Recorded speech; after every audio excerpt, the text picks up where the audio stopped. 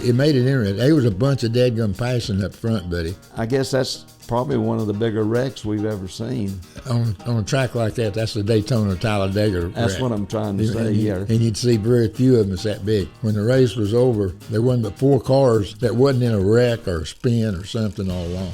That was what was interesting. There was somebody passing somebody there at last, every lap. Chicago better get ready for rain, hadn't they? Okay, bud. How's it going now, man? Well, you was in hot Atlanta and I wasn't, so. Well, it was hot to begin with. It cooled off a little bit. And then when the race got started, it got hot again, okay? Well, since I wasn't there, I wish they'd have run it in the daytime, okay? The cool at night was neat, man. But I guess. What'd you think about it? Richard, it started off, and I thought it was just going to be a normal, not a speedway race, something like a 1.5-mile race. And then it kind of turned into a wreck fest, and I guess that's probably one of the bigger wrecks we've ever seen. On a track like that, that's the Daytona Talladega That's wreck. what I'm trying to say, yeah. And you'd see very few of them that's that big. But I seen the race. It started off, and I said, oh, man, this is going to be – because they were side by side. It looked like a pace lap every lap. One line would go a little bit, maybe 3 or 4 foot, and then the other line would go, and everybody was just in line, just running. And I said, man, this is going to be a long Dadgum night, because nobody could pass anybody, because once they got a running start at somebody, they couldn't pull over because there was a car sitting there. So it was just, there was too many cars up front, okay? And then once they had that big wreck, then it separated those cars enough that instead of being bumper to bumper, they were a car length or 2 behind or in front, and then the guys could go then and get a running start and pull out one way or the other. And so it made it interesting. There was a bunch of Dadgum passing up front, buddy. You know what I mean?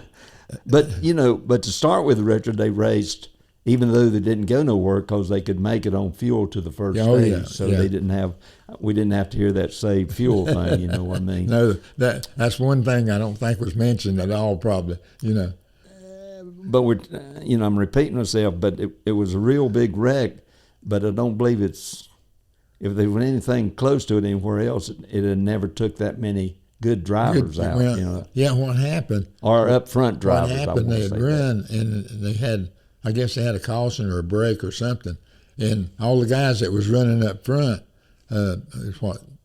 6 Fords, they was all up front, and first thing you know, they're back about 20th or 30th, whatever. And then when it did wreck, then the front of the line that was in the front of the line was at the back, and they all crashed. Yeah. And, watching the whole race and all the way through the whole deal, the number 9 was probably the only one that really stayed up front all day. The 6th car finally got up there, but he had to work his way up. So he was in the mix the whole night. And I think when the race was over, I watched some replays and stuff, and they was talking about there wasn't but 4 cars that didn't have bent fenders and that wasn't in a wreck or a spin or something all along. Well, they said the 9 car didn't have a scratch on it, but he had a big old tire mark on the left door. And I didn't know that till, you come to the winner's circle. Okay. But I was pulling, of course you was too, the 42 and the 43, but the 42 was good. And I think the 43 was in every wreck that happened, and he even wrecked one time by himself and didn't get hit. Yeah, and that happened really at with 35, 40 laps to go at the end of the race, so that put him in the back again, and then he had to work his way through. But the car was all bent up because I know he was in 3 wrecks, okay, and one of them he spun out 2 or 3 times in the same deal, and then there was a couple of close calls. So it was just one of those deals where he wasn't going to win the race, but he was going to have a good night if he could stay out of trouble. And he didn't stay out of trouble, but at least it had 4 wheels and a steering wheel when it was over with. Yeah, he could drive it on the truck, but they come up for the last lap, and and he was running fifth, okay, and he was right behind, I think, the 47 car, and so they was running along there, and so they got ready for the last lap, and a car passed him and the 47 car, and then he pulled out and went by the 47, still rounded up fifth. Yeah. So he gained the deal, but about the time he gained it, somebody else passed him. So that was what was interesting. There was somebody passing somebody there at last, every lap. You know, I'm sitting there watching it, and I got a little light that tells me my tape's on, and it was taping, and I said, this thing might run out, and I got so excited watching Eric there at the end that my tape run out, and I didn't even know it, so I didn't get to tape the end of it. But it was a better race than last week for sure. Put it this way, I really don't know how good a race it was, but it was flat interesting. Interesting. You know what I mean? And but that makes for a good race. Well, it does, because there was them 5 or 6 up front. You know, they was changing positions basically every lap right there at the last. And it was one of them deals. It was sort of like a Daytona or Talladega.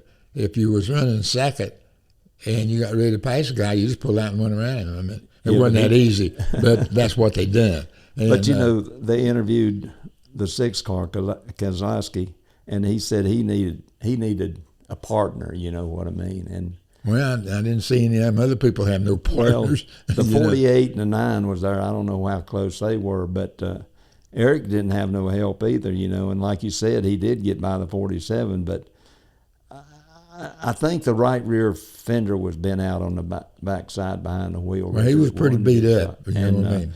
That had to be dragged. We're just lucky that in all them spins, in all them wreck deals, they didn't run into one of the wheels. See, that's what happened to the 42 car. When the 88 crashed, or whatever he done, and I don't know if him and the 42 was close enough together.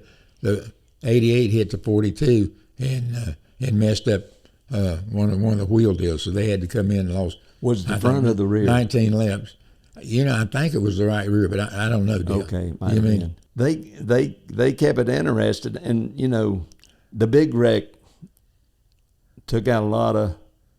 Everybody was competitive down there, just about, but it took out some named drivers. It was a deal like Daytona and Talladega. The aero deal is enough to keep everybody caught up. Okay, the draft is so much, and they get to going around the track. So even them guys with bent fenders and all that stuff, when there was a bunch of cars together, they were able to keep up. And you know, I'm gonna bring up one other interesting point, Richard. I watched qualifying. The first 8 was Fords. And then when the race starts, cars can pass Ford. They didn't early till they got to really mixing it up, well, you know what I mean? Yeah, until what had a caution or something. Anyhow, the Fords all stayed up front in their positions, and nobody challenged them. And then when they got in the back, they all got in a wreck. And so one wreck eliminated all of them except the 6 car, I guess. Yeah, and got every one of Penske's cars. 17 might have been. I think he got through the wreck, didn't he? He was still in there. Yeah. Because, he raced him a lot. Okay, that was. Well, I don't know where it was a typical. I don't know where it was a typical race or not, but you brought up the subject. It was interesting, so that made it a good race. Well, that wound up even from the spectator standpoint. A lot of races get so confused at the end of the race. Spectators don't know where everybody's at because pit stops and all that. But from the spectator standpoint, to watch the race, and Atlanta's a good place because you can see all the way around the track.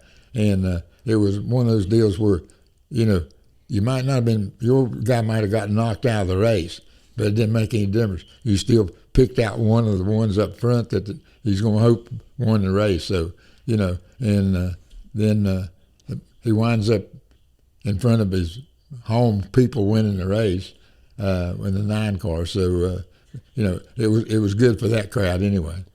Now, Chicago better get ready for rain, hadn't they?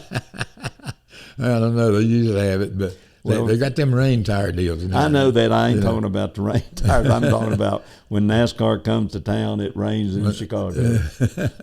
Well, I ain't even looked at the weather part to find out what's going on. But no matter what, rain or shine or snow, they're going to run the race.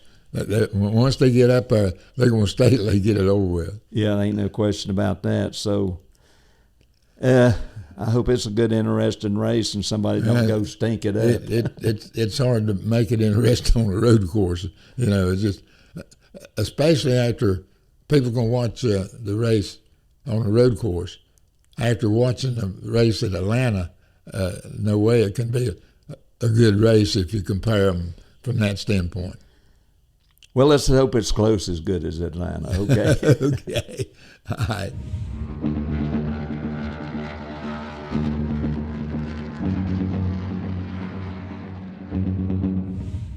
The 70s and 80s cars wouldn't run like what these cars do, because once you got in front of somebody, especially a track like Atlanta, he wasn't going to pass you back if you watched what he's doing. Richard said it best, the car didn't let this style of racing happen.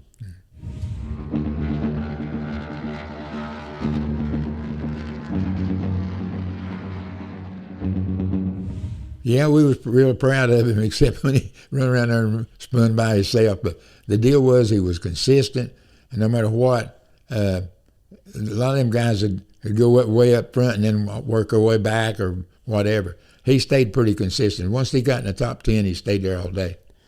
Well, I was like I said, I was watching it on television, and they had it on the front, and he was somewhere back there, and they said, "Oh, there's a car spinning." And I said, "Uh-oh." And it was Eric, but they went back and showed it, and when he come down off the track, it didn't hit the front splitter. I don't know what it done to the back, but like Richard said, the car was beat up some, so that had to hurt him, or it might have kept him in a position where he didn't get in another wreck. So 5th place wasn't too awful bad. I know what we're looking for.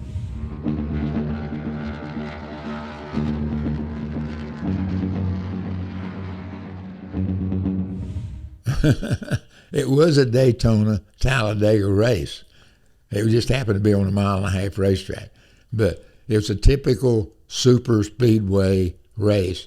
And how they separate those cars from the way they're running at Daytona, Talladega, and Atlanta, I ain't got no idea at all.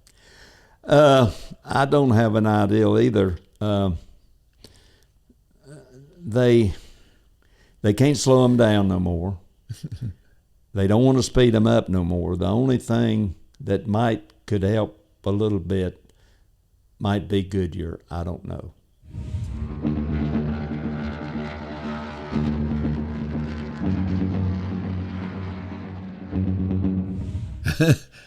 After the $1 million bracket deal or whatever they call it, it is really confusing because, the 42 wind up beating the 12 car, and both of them didn't even finish the race. So, that's going to be a scramble all the way through, buddy.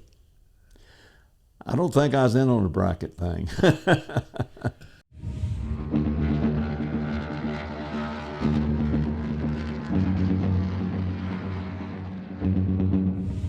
No, but I've spun twice.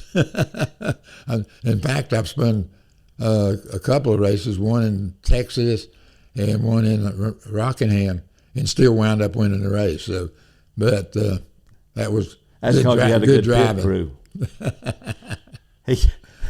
He come off the track at Rockingham and spun getting in, and then but that was in the Superbird in '70, right. And I don't know how many times he's come in backwards in the pits, and his great pit crew would just change the tires and send him on his way. You're talking about the great pit. Pitiful pit crew.